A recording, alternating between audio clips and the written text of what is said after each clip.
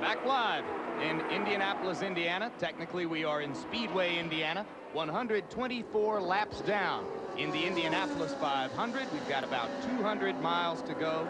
And Mario Andretti continues to lead over Roberto Guerrero. A.J. Foyt out of the car. His car headed for the garage. Let's go to Jack Arute. Well, he's conversing now with Jack Starn, his longtime crew chief. A.J., 30 years, and it isn't the way you wanted it to come out, is it? No, it seemed like the last 6 or 7 laps, the engine started getting sick and started blowing oil. So I don't know what happened, but something happened. Hey, what about the run, though? Always consistently in the top 10 with an unproven car. You really looked as if you proved that you are back.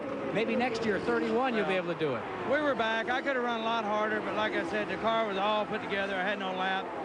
And I thought we'd just ride for a while and see how things were, and we're just trying to stay up there. What about your assessment of the race so far? Is it Mario or maybe Guerrero? What do you think? You've seen a lot of them here.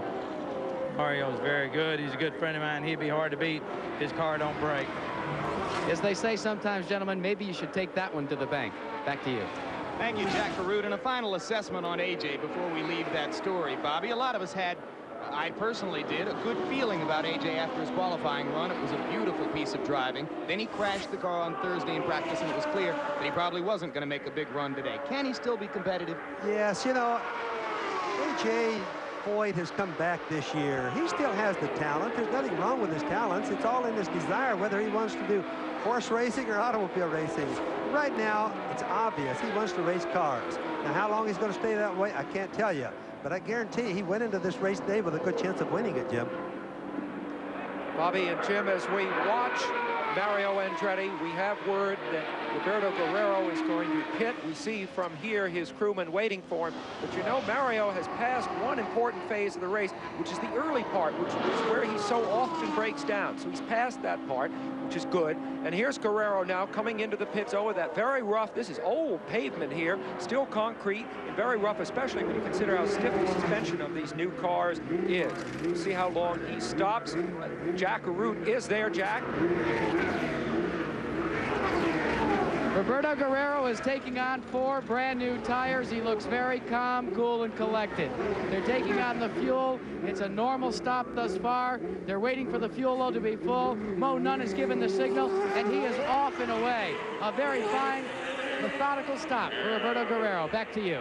20-second stop, and you saw, I think, the smoothness with which Guerrero brought the car into the pit, as Jack said, waited calmly, and came out. This is a driver who does all of the little things well.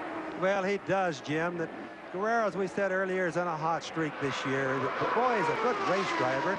In the years past, he just really hasn't had an awful lot of luck. But I think he's turned around.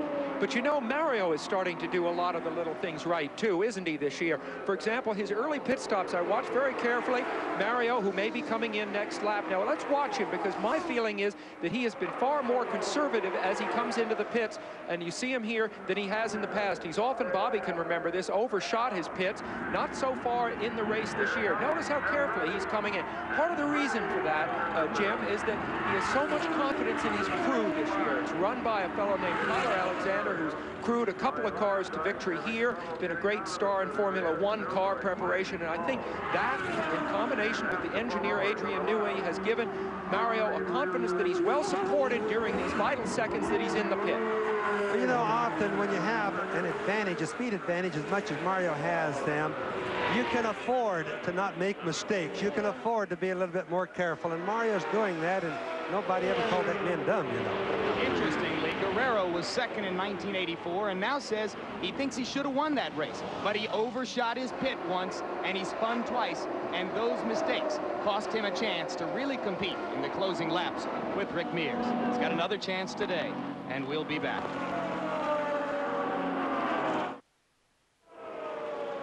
Back live at Indianapolis, where they are racing for the moment under the yellow flag. Why did the yellow flag come out? Well, at first we were told there was a piece of debris in turn 3. What was the piece of debris? Check the color. That is the nose cone from Roberto Guerrero's car. So Guerrero came back into the pits. He pitted on the green a few laps ago, as did Andretti. And then Guerrero came back into the pits, and his crew worked feverishly for a good 30 seconds or more to replace the nose cone. But I believe Roberto Guerrero is going to go a lap down as we go to Jack Arute. Jim, let's go back to recount that story. You said the errant nose cone had come dislodged out on the racetrack of Roberto Guerrero. How did it come unlodged? The report from the crew is that he hit another car's tire, and that broke it loose. So then they put another brand new nose cone, which they had available, back on the car. You can see how it goes on. You've got little holes right there that you have to get it exactly right. Well, the force of the hit on the tire bent those little pins that go in there. They had a great deal of difficulty getting the new nose cone on. The Zeus fastener on the top did its job, but it was tough to get it aligned. It's been costly for Roberto Guerrero. Let's go to Jerry Gappens now for a further report on Al Unser Sr. Thank you very much, Jackie. It's time now. We're getting into the later stages of this event. It's time now to start thinking about fuel a little bit. This is Al Unser's fuel tank. They started with 243 gallons of fuel, almost 1,600 pounds of fuel in this tank. Now they take it and they measure it closely, and the crew says that the car is getting excellent fuel mileage. Remember, he is using a Cosworth engine instead of a Chevy engine, so the fuel is going well for Al Unser. But that might be a question up and down pit road and something we're going to follow up on with Mario Andretti. The other thing, and it's happening in the pits, the new radial tires Goodyear has used this year. There have been a lot of incidents on the track. Leo Mel, the director of racing for Goodyear, explained to us there have not been one single puncture of a Goodyear tire today, so it's making a very good debut now with the radial tire at Indianapolis this month. Back upstairs to Jim Lampley. Good job, Jerry. And now, with less than 175 miles to go, it is a hopeful but lonely feeling for 47-year-old Mario Andretti. He's alone on the lead lap. He has the race in hand. He's got a long way to go. We'll be back after the station break. Piloting the Goodyear Blimp America is Captain John Moran from Spring, Texas, and operating Gyrocam 360 is ABC's Ken Sanborn. They follow Mario Andretti. Bobby, you raced against him hundreds of times. Did he create a lot of his own bad luck? No, he didn't really, Jim. It just sometimes it happens that way. A driver has to, first of all, be fast. And after he's fast, he has to have a little bit of luck go with him. Now, Mario's had a lot of luck in his racing career. For example, he's hardly ever had any hurts. In other words, he has very little what we call sheep time. But he is fast. He just needs a little bit of luck going his way, and that's what he has today. Well, I really agree with Bobby's assessment. You know, Mario has dominated this race, leading all but 5 laps so far. You see Paul Newman there, hoping that his good luck this year will be transferred to Mario.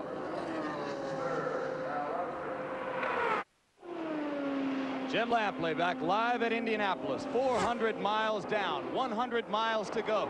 Mario Andretti protecting a 1-lap lead over Al Unser Sr., Roberto Guerrero, and Danny Sullivan. Let's go down.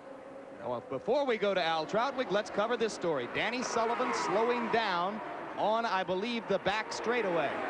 Looks as though Sullivan has a mechanical. Yes, he does. Remember, he's been having a yellow light problem, meaning oil pressure, Jim. This could be eventually happening. Remember, the light comes on when the oil pressure gets low, and this could be very well what's happened to the car.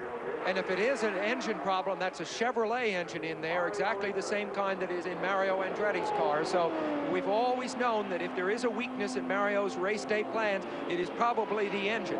Is this a portent of things to come? But remember, Sam, Mario runs a Chevrolet too, and he's not had any engine problems to any degree all year so far. Penske's cars have had continual engine problems, so there may be a little difference in the builder.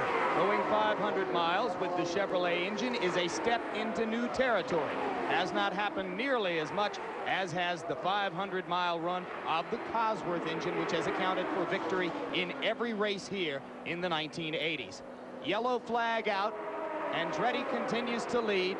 We'll be picking up that story that Trautwig has for us a little later on. But right now, with Mario Andretti protecting his lead under the yellow flag, let's break for our local stations and a commercial. Local stations.